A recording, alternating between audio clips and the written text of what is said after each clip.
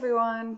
That I did not have my webcam on for the other videos that I was making you, but that's okay. I'm back.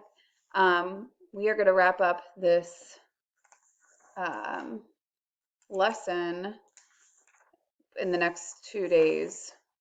And don't worry, you'll get credit for the things that you have been completing when we return from break. Anyway. On Friday, you read about radiation, and just to review, radiation is the transfer of energy. It's electromagnetic waves. Radiation transfers this energy from one object to another by not being in direct contact. So obviously, the sun is not in direct contact with us when we are feeling the warmth from the sun. Other examples that I didn't really get a chance to talk about is like a fire in your fireplace or like a bonfire. Okay, you stand next to the fire and the fire radiates these waves, which is why your hands warm up if you're putting your hands next to the fire. That's why if you ever cooked anything over a fire, the pan or whatever you're using doesn't have to be in direct contact with the fire in order for it to heat up.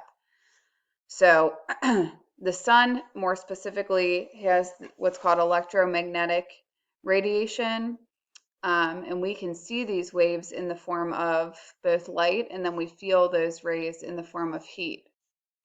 Today we're going to talk about the last two ways that energy can be transferred, or thermal energy can be transferred. And those two ways are conduction, or sorry, we're going to talk about convection first, but convection and conduction. And then over the next couple days, you're going to be looking at a worksheet that I'm going to show you where you'll look at the scenario and then identify, is it radiation, conduction, or convection? You're going to be watching this summary video using this website called Edpuzzle, so that I know that you're watching it, because I know that some of you aren't watching these videos because I can see how many views I get on YouTube.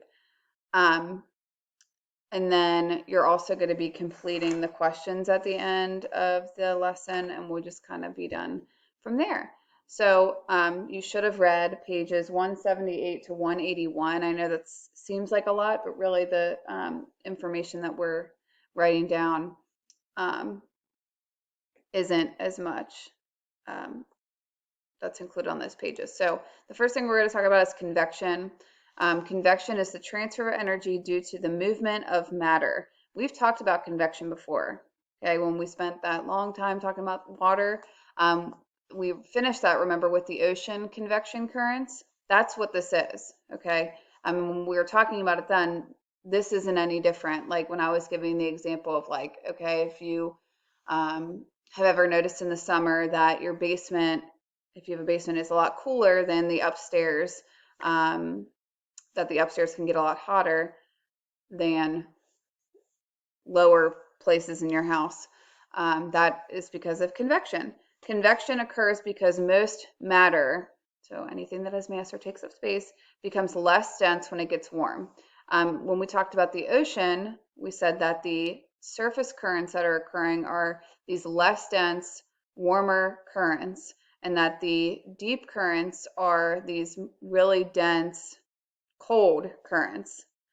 This is because of convection, and that creates this cycling of matter due to these differences in density. On a smaller scale, I have a picture down there of a convection current occurring in a pot of water.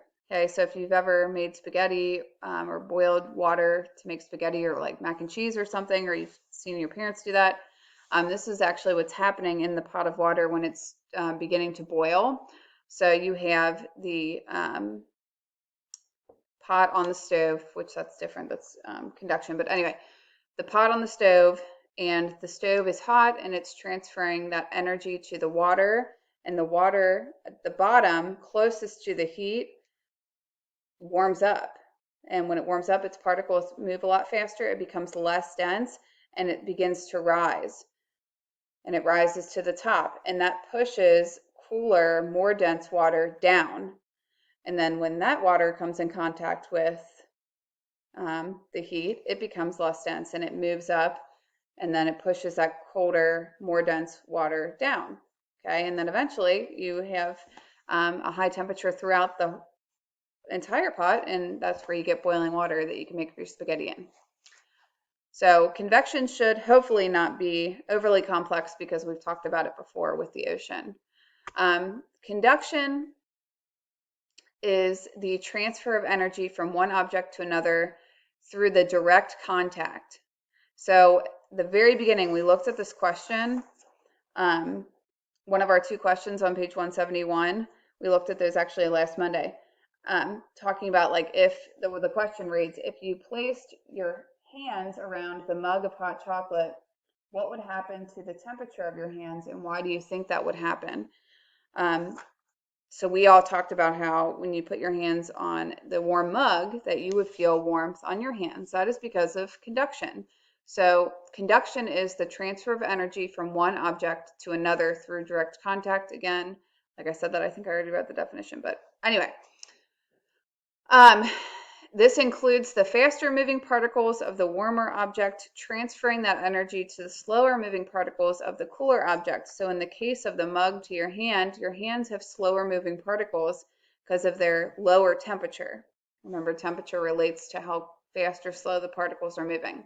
So the mug has a higher temperature, faster moving particles, and when you come in contact with that mug, it is transferring the energy from the mug to the particles in your hand, and your hand warms up.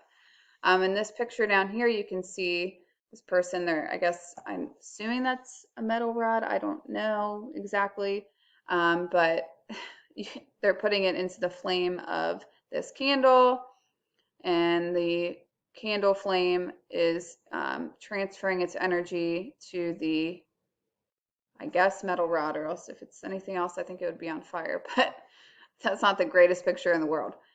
There are objects that are, I guess you could say, conductors of heat.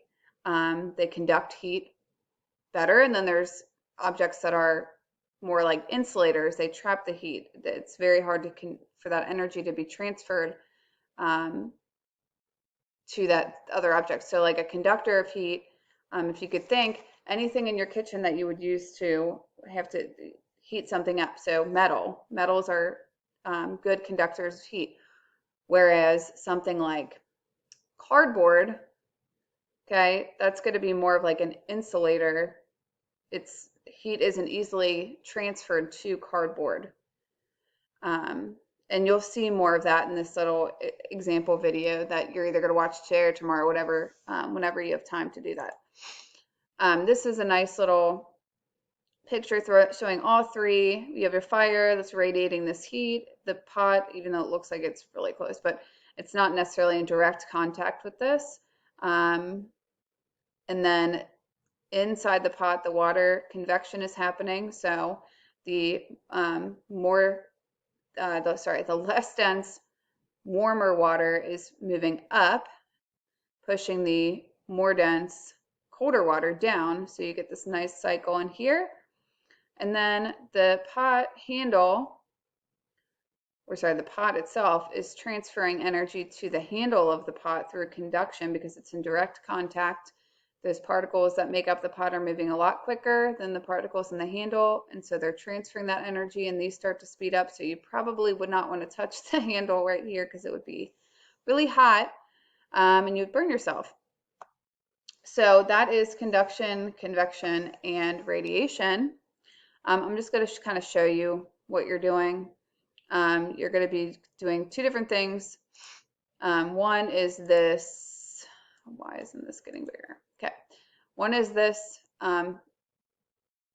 worksheet where you're going to be choosing the best energy transfer option from the pictures below, or using the pictures below. Just read the scenario, and you're going to be writing, and you can do this on a piece of loose leaf. That's totally fine, but just make sure you hold on to it until I have to break, okay? Or at least until we're back in person, I should say. And then you're going to be looking at, Why is this playing? Oh, so this is a good example. So this is something called Edpuzzle. I don't know if you've ever looked at it in another class, but basically follow the link to this video. You're going to play the video, and then there's going to be questions that appear as you watch the video. And you can't fast forward the video. You can't go to another screen because it's going to pause the video. So let me just show you really quick. Hold on. So if I am like, and I switch the screen, it automatically pauses it. So I'm not assigning this just because this is actually, I mean, I know it's pretty old school, but it's a good video and there's some good questions in there to help you review. When you're all done with all of this stuff, the worksheet, the Edpuzzle, you're going to be completing page 182 to 183 in your textbook. And then that's pretty much it. I was going to do some sort of short assessment, but I feel like I really had to rush to get this stuff in. So just focus on Monday and Tuesday being like finishing up, answering these questions.